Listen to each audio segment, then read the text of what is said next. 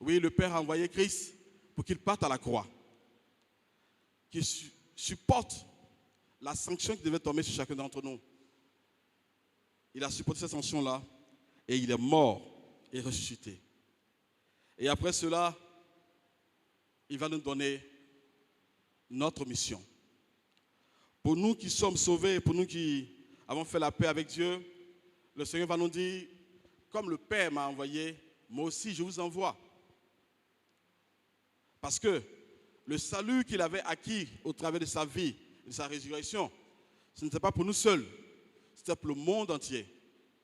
Mais comme il avait fait sa part et qu'il devait partir, il nous a chargés, nous chrétiens, de pouvoir être le canevas par lequel le plus grand nombre puisse parvenir au salut. Ce matin, la question que j'aimerais poser, qui va annoncer l'évangile? Qui va annoncer l'évangile?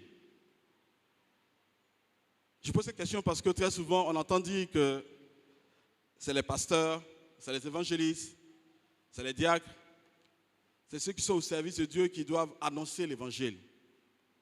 Ce matin, laisse-moi te dire que lorsque le Seigneur disait, comme le Père m'a envoyé, moi je vous envoie, il le disait certes aux disciples qui étaient là, mais il ne disait pas aux pasteurs, il ne s'adressait pas aux évangélistes, il s'adressait à ses disciples.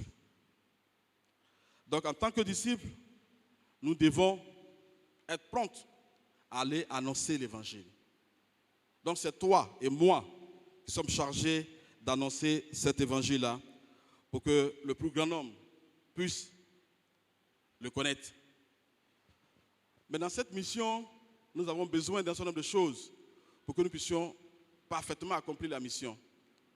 Parce que quand nous regardons aujourd'hui le monde, nous voyons que plusieurs personnes ont raté le but. Plusieurs serviteurs de Dieu, plusieurs chrétiens ont raté le but.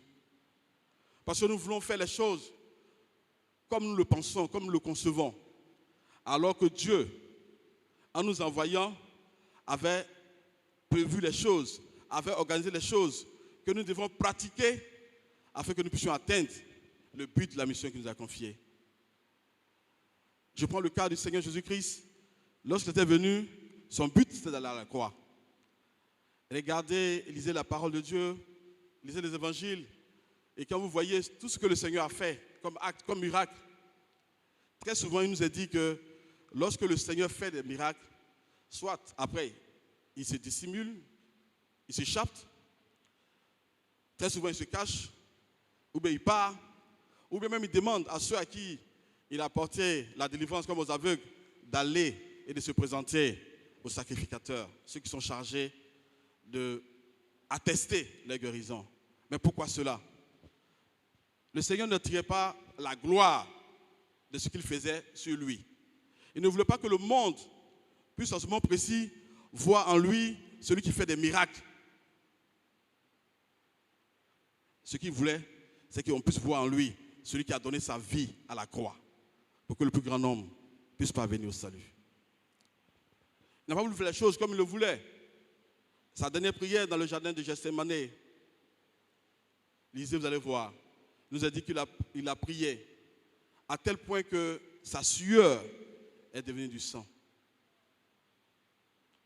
Parce qu'il percevait le poids de la mission qu'il devait accomplir. Mais il a dit simplement, Père, toutefois, que ta volonté se fasse. Et je pense que pour chacun de nous, c'est ce que nous devons rechercher. Aujourd'hui, malheureusement, il y a des hommes de Dieu, je ne veux même pas le dire hommes de Dieu, des serviteurs, si cette personne se dit serviteurs de Dieu, qui attirent la gloire de l'œuvre du Seigneur sur leur vie. Au point où certaines personnes pensent que c'est en marchant sur les hommes qu'ils apportent le salut.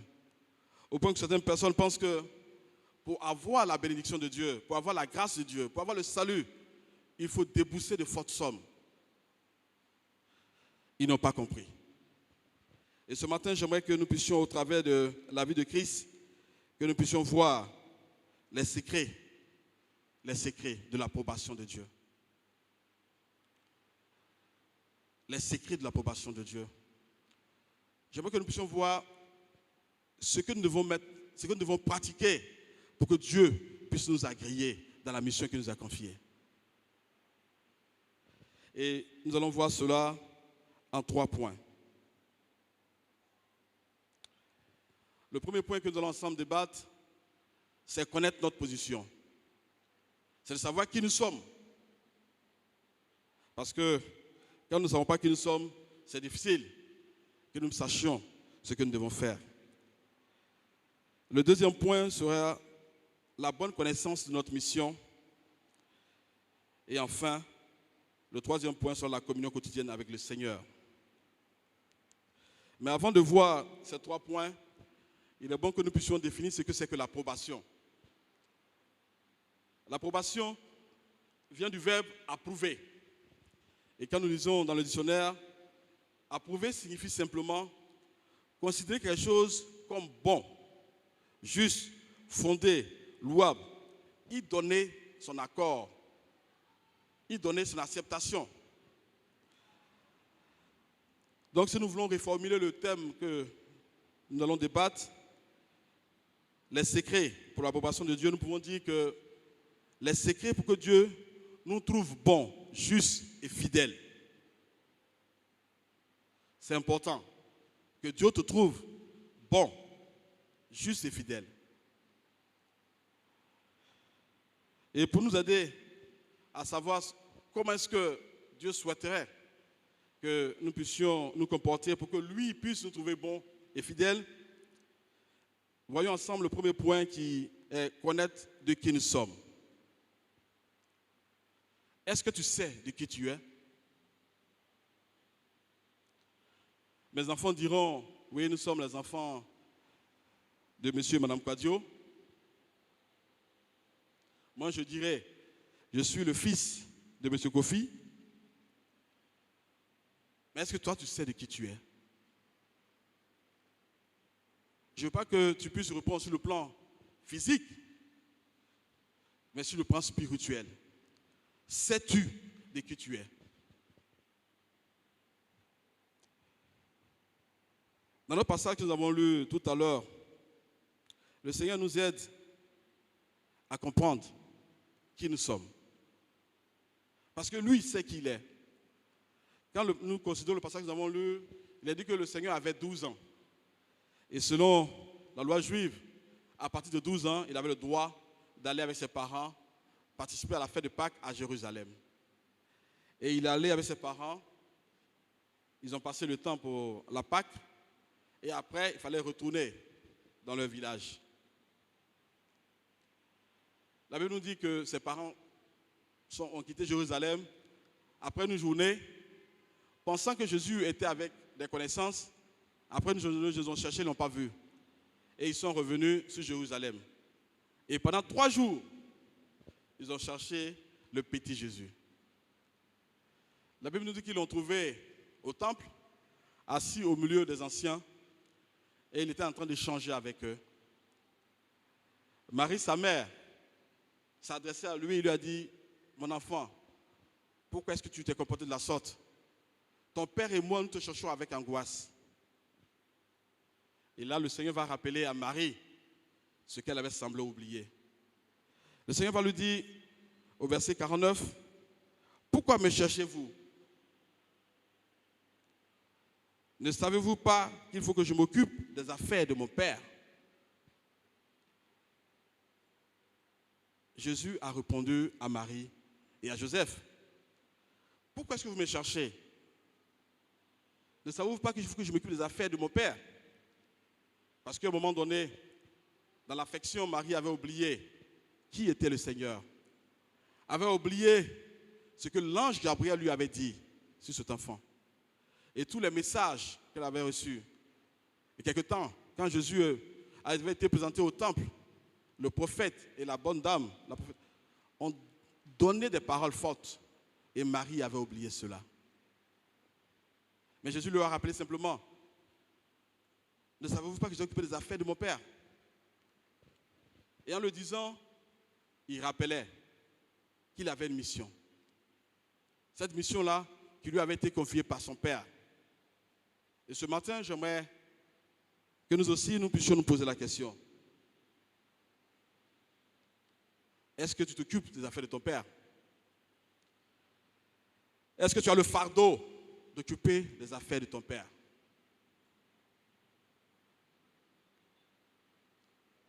Parce qu'en fait, quand nous lisons dans Jean 1, le verset 12, il est écrit, Jean 1, verset 12, est écrit, « À tous ceux qui l'ont reçu, à ceux qui croient en son nom, elle a donné le pouvoir de devenir enfants de Dieu. Mais à tous ceux qui l'ont reçu, à ceux qui croient en son nom, elle a donné le pouvoir de devenir enfants de Dieu. » Et pour contre lesquels nous sommes nés de la chair, tout ça. Mais simplement, si tu as reçu Christ, si tu crois en son nom, sache que tu es enfant de Dieu.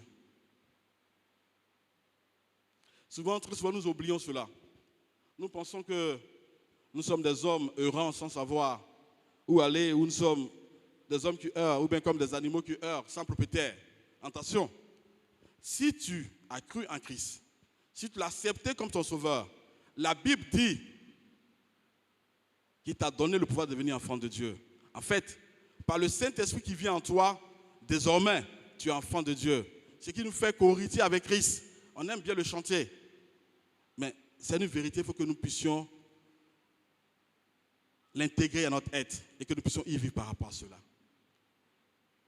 Ce matin, j'aimerais te rappeler, si tu l'as oublié, comme Marie et Joseph l'avaient oublié, tu es enfant de Dieu. Et en tant qu'enfant de Dieu, tu as la mission de t'occuper des affaires de ton Père. Et cette mission-là, c'est d'aller annoncer l'évangile. Cette mission-là, c'est de faire connaître au plus grand nombre le salut qu'il a pourvu pour eux. En le faisant ainsi, le Seigneur va commencer à t'aimer. Imaginez, nous qui sommes les parents qui sont là, que notre enfant ne reconnaît pas que nous sommes son père ou sa mère. Comment est-ce que nous allons nous sentir?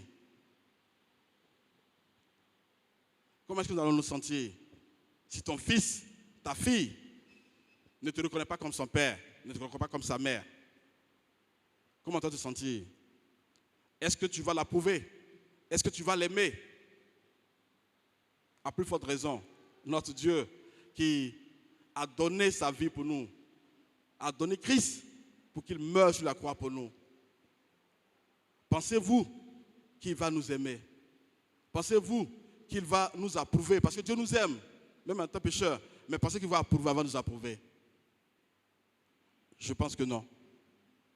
Donc ce matin, le premier secret pour que Dieu puisse t'approuver, pour que Dieu puisse te trouver bon et juste, c'est que tu reconnaisses qui il est pour toi. Mais le reconnaître qui il est pour toi, ce n'est pas dans la bouche. Parce que très souvent, nous avons tendance à dire que Dieu est notre Père. Mais nos actes prouvent le contraire. Comment est-ce que tu peux dire que Dieu est ton Père et c'est toi qui mens? Comment est-ce que tu peux dire que Dieu est ton Père et c'est toi qui commets le péché en secret, pensant qu'il ne te voit pas? Comment est-ce que tu peux dire que Dieu est ton Père? Et pour nous occuper des affaires de notre Père, il faut connaître ces affaires-là. Il faut connaître ce que le Seigneur nous demande de faire. Et comme je l'ai dit, Jésus nous a dit, comme le Père m'a envoyé, moi aussi je vous envoie. Il est bon de chercher à savoir en quoi consiste cette mission qu'il nous confie. Plusieurs messages ont été donnés, plusieurs enseignements ont été donnés pour nous aider à comprendre cela. Mais ce matin, j'aimerais rajouter une chose qui est aussi importante.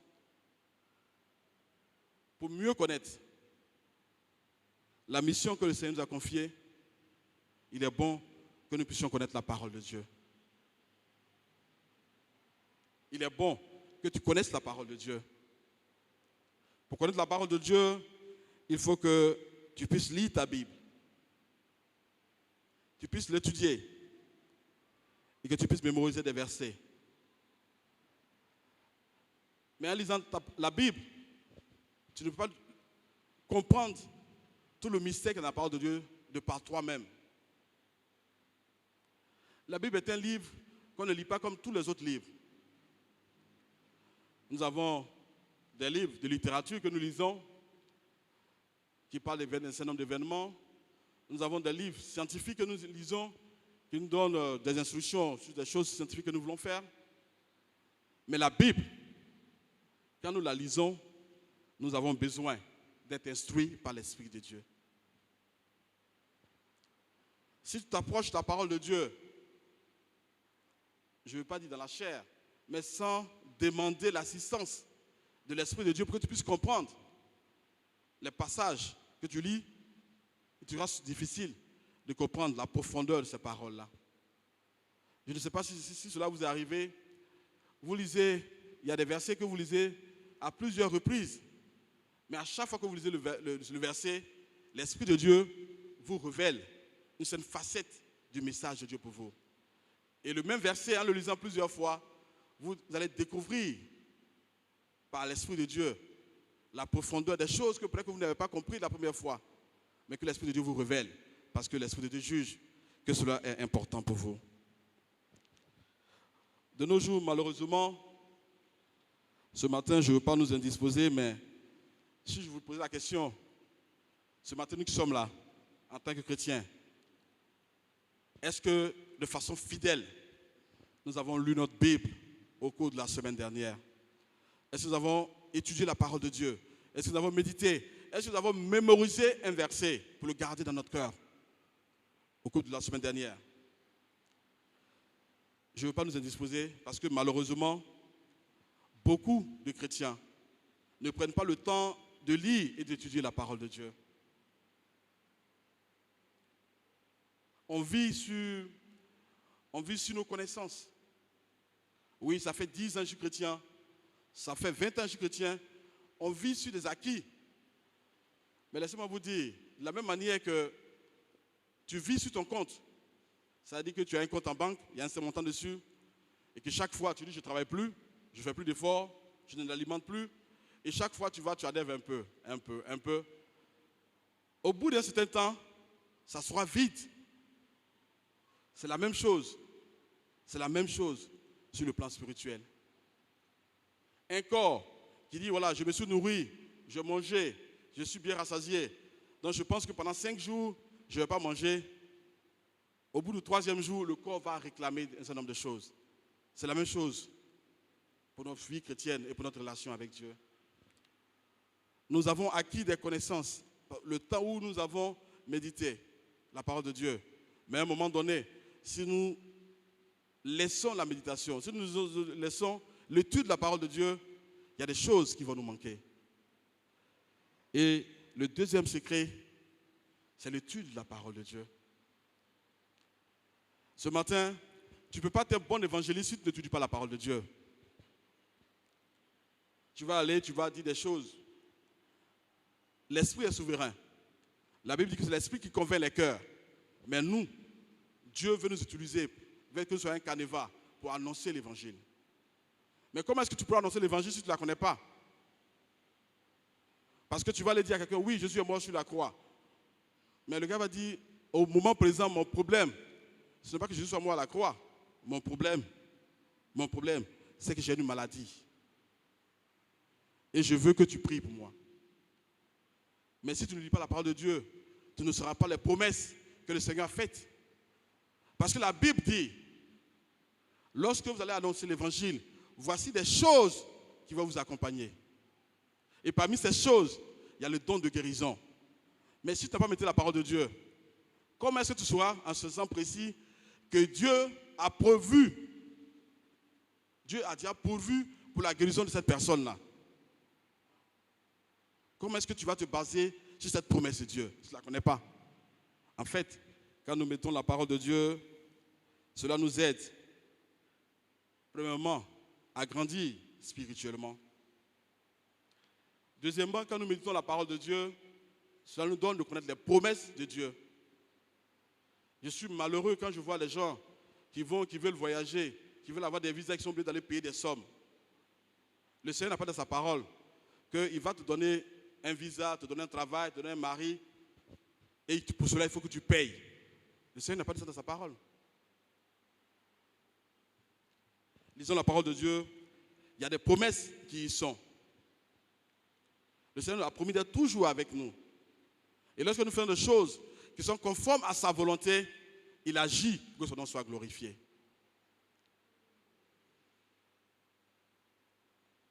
J'aimerais vraiment qu'on puisse connaître les promesses de Dieu. Et je veux bénir le Seigneur parce que Dieu m'a fait grâce de le connaître tout jeune. Et lorsque j'ai fini mes études, la Côte d'Ivoire était dans une période assez difficile, après les années 90. Mon premier passeport, je l'ai eu parce que j'avais une possibilité d'aller aux États-Unis. Et j'ai fait mon premier passeport. Et je devais aller avec le fiancé à ma grande sœur. Mais pendant que je priais, je n'avais pas la conviction que mon avenir, mon devenir se trouvait aux États-Unis. Et le Seigneur m'a rappelé une chose que j'avais faite. C'est que quand nous rentrons à l'UNSTP, notre cursus était défini, on devait devenir des fonctionnaires. Donc dès qu'on rentrait à l'école, on avait un numéro de la fonction publique. Et quand nous sommes arrivés à partir de 91, 92, la fonction publique était saturée, il y avait des problèmes, donc l'État a décidé de ne plus nous prendre à la fonction publique. Et ça a été un combat de tous les jours, et chaque jour, j'avais un ami de prière constant. Nous sommes dit, notre Dieu est capable. Et nous sommes donné rendez-vous chaque jour pour prier, pour que le Seigneur nous donne un emploi lorsque nous allons sortir. Nous avons prié pendant 2 ans pour cela. Et quand nous sommes sortis de l'école, moi j'étais à Franchetti, j'avais fait mon travail de fin d'études à Franchetti, et j'avais un peu oublié cela, et gagné par l'envie de tous les jeunes, je suis allé faire mon passeport dans le but de partir. Mais pendant mon moment de méditation, la parole de Dieu m'a rappelé ce que j'avais fait. Toutes les paroles que j'avais dites, je me suis appuyé sur des promesses pour dire, Seigneur, tu as dit que je serai à la tête, pas à la queue. Dans mes études, tu l'as fait. Donc, tu es capable de me trouver un emploi. Effectivement, le Seigneur a permis que je reste à Franchetti, que je sois embauché jusqu'à maintenant. Parce que, connaissant la parole de Dieu, connaissant la promesse de Dieu, je me suis appuyé dessus et Dieu a conduit ma vie. Donc, très souvent, on vient nous raconter des belles choses. Oui, en Europe, il y a ceci, dans tel pays, il y a cela. Et nous sommes poussés, nous avons cette envie-là, et nous voulons aller donner des fortes sommes pour qu'on puisse prier pour nous, pour que nous puissions avoir des visas pour aller. Mes frères, si ce n'est pas le Seigneur qui veut que tu partes là-bas, tu vas souffrir. Donc, comme on le dit, Abidjan est mieux. Reste à Abidjan, prie ton Seigneur et il agira pour que son nom soit glorifié. Et la troisième chose que la méditation de la parole de Dieu nous donne de comprendre, c'est que nous connaissons les commandements auxquels nous devons obéir.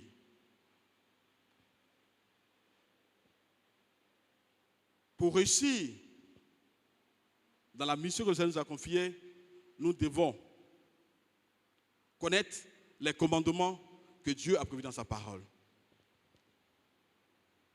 Si tu ne sais pas que Dieu a dit que tu ne mentiras pas, tu vas mentir.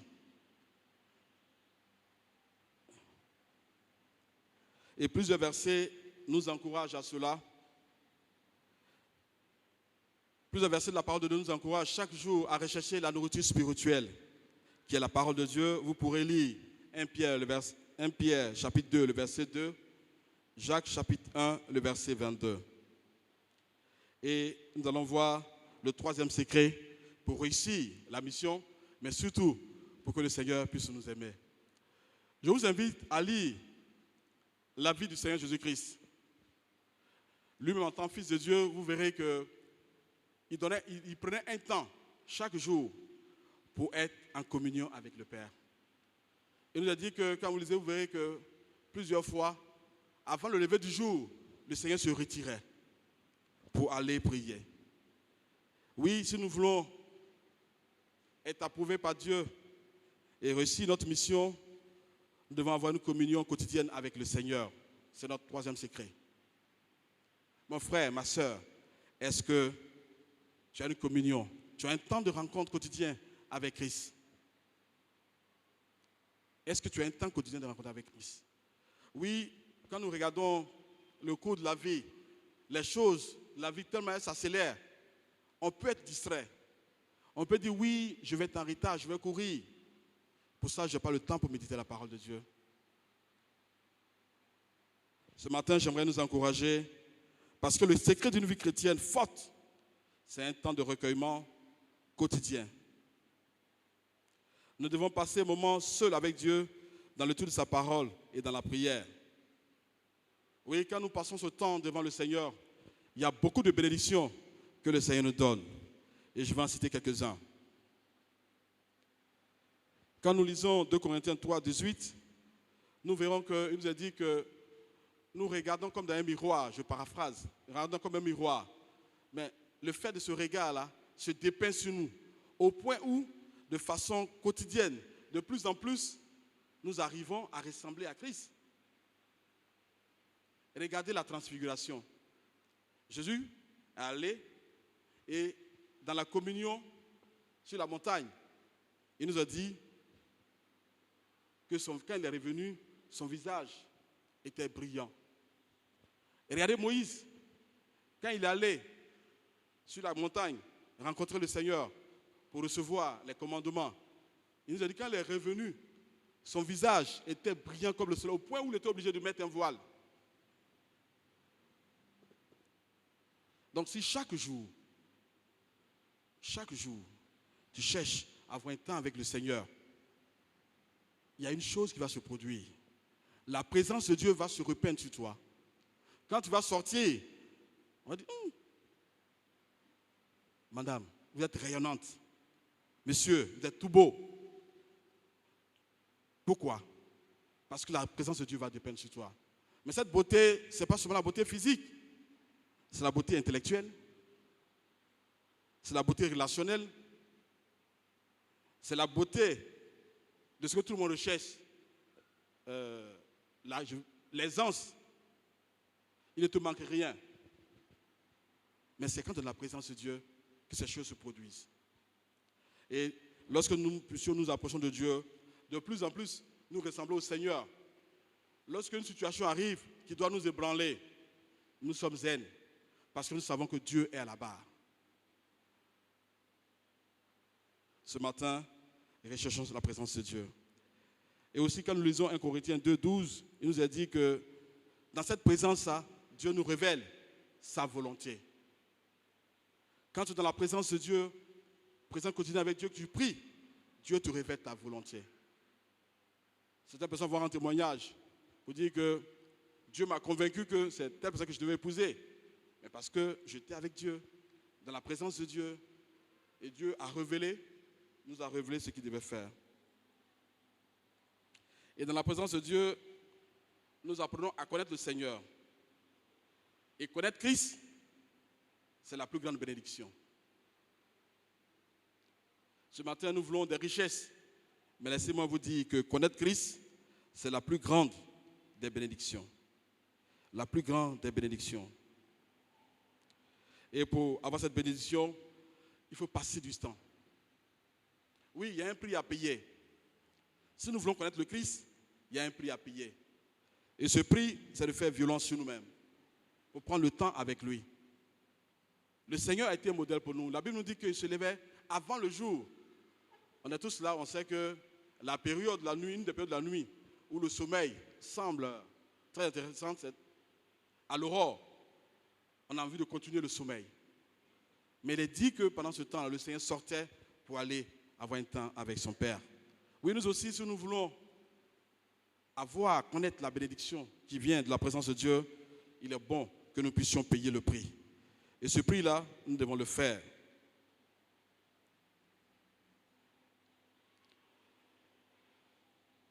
Dans le psaume 46, le verset 11, le Seigneur nous interpelle. La vie, dans tous nos brouillards de la vie, le Seigneur nous demande, le Seigneur nous dit, arrêtez et sachez que je suis Dieu. Arrêtez et sachez que je suis Dieu. Oui, ce matin, le Seigneur remet te dire, mon frère, ma soeur, à moi-même aussi, arrêtez et sachez que je suis Dieu. Savoir que notre Père est Dieu a des implications. Et ce matin, nous avons vu 3 secrets qui devraient nous aider à être approuvés par Dieu. Mais pour que ces 3 secrets puissent se développer dans notre vie, nous devons, comme je l'ai dit, payer un prix pour avoir l'approbation et être un serviteur efficace. Il faut passer beaucoup de temps à étudier la parole de Dieu et à apprendre les versets. Oh, c'est dommage que nous, chrétiens, de plus en plus, nous n'apprenons plus les versets par cœur. Ce matin, j'aimerais nous encourager à apprendre les versets par cœur, à apprendre la parole de Dieu par cœur, et cela va nous aider. Il est inutile de parler de tout l'amour que tu as pour le Seigneur et de ton grand désir de servir si tu ne peux pas lui consacrer du temps. Oui, nous disons haut et fort que nous aimons le Seigneur, nous disons haut et fort que nous voulons le servir, mais nous n'avons pas le temps pour lui consacrer, pour échanger avec lui, pour être dans sa présence, pour étudier sa parole. Il est bon que nous puissions le faire. Ce matin, laissez-moi vous dire, Dieu sait toutes choses.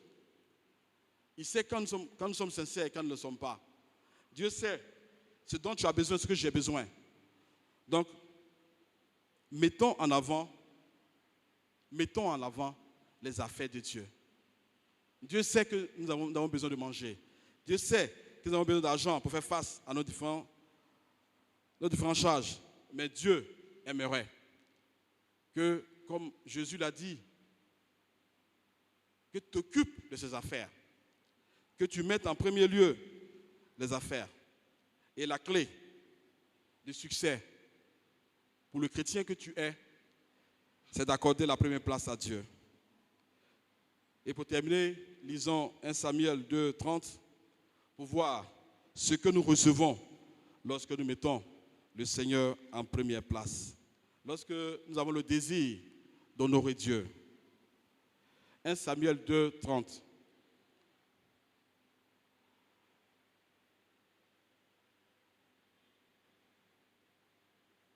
C'est pourquoi voici ce que dit l'Éternel, le Dieu d'Israël. J'avais déclaré que ta maison et la maison de ton père marcheraient devant moi à perpétuité.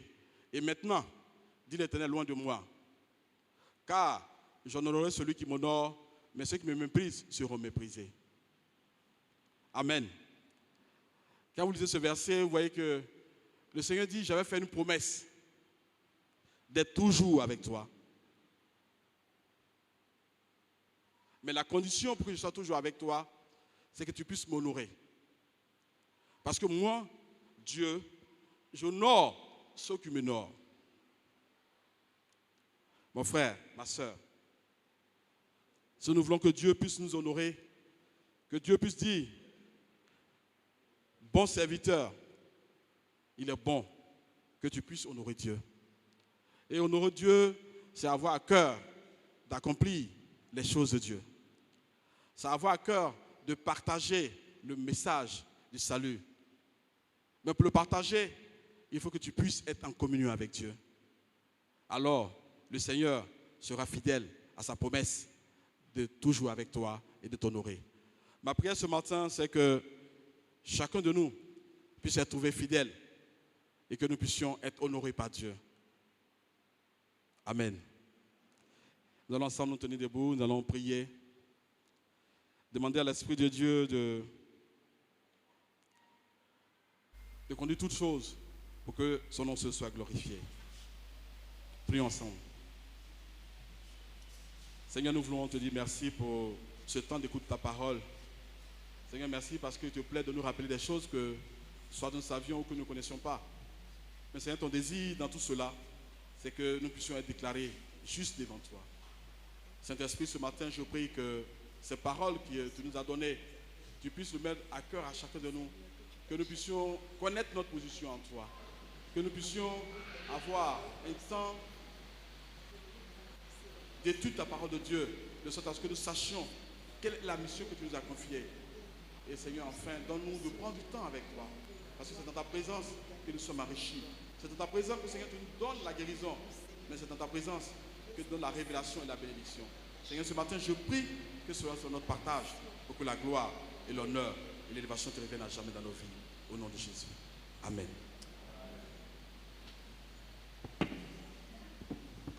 Merci beaucoup au diacre Alphonse Okwadio. Tu sais qui je suis? C'est une grande question que très souvent nous entendons. Si d'aventure nous avions à poser cette question à quelqu'un, tu sais qui je suis, que sa réponse puisse être oui.